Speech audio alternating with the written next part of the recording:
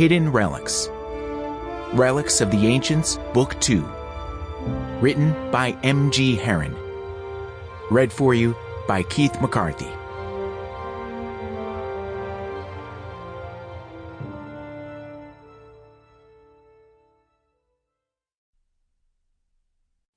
Chapter 1.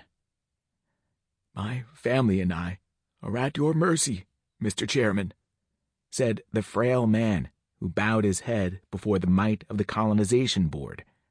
The man couldn't have been older than 45, but appeared to be in his mid-60s, with a tangled mop of gray hair, leathery skin, and a puckered hole where his left eye had once been. The man reached out and put an arm around his wife's shoulders, and even from where she stood at the back of the assembly hall, Admiral Kira Miyaru recognized the long curved scars of someone who'd fended off a groundling attack with his bare hands. Pinkish lines crisscrossed weathered skin to the man's elbow, ending in a large circular welt of tissue on the joint. His wife leaned against him, propping herself up with his strength.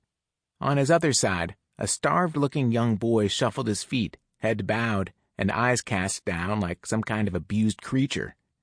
All three of them were too thin, dressed in threadbare clothes made of some colorless synthetic, their shoes patched and repatched until not even the original manufacturer would have recognized their make. The tablets on their wrists were generations out of date, with cracked and battered screens, a far cry from the high-tech, invisible neural interfaces the Empire paid to put in her head. Chairman Alvin Card leaned back in his seat of state and regarded the impoverished family down the slope of his bulbous nose. They were one of 100 such families the colonization board would be seeing today. A line of supplicants ran along one wall of the cavernous room, out the front door of the state building, and down the marble steps.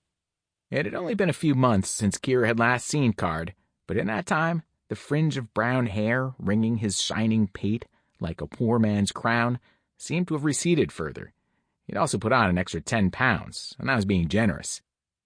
"The next colony ship embarks in a month," Card said, "but it is nearly full.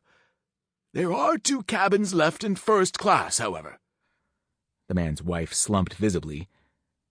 "Please, sir," he said, "we can't afford first-class tickets. Won't you make an exception?" "Do you have any money?" As if the fat bastard didn't already know the answer. "Enough to eat, but little besides," said the... Sample complete. Ready to continue?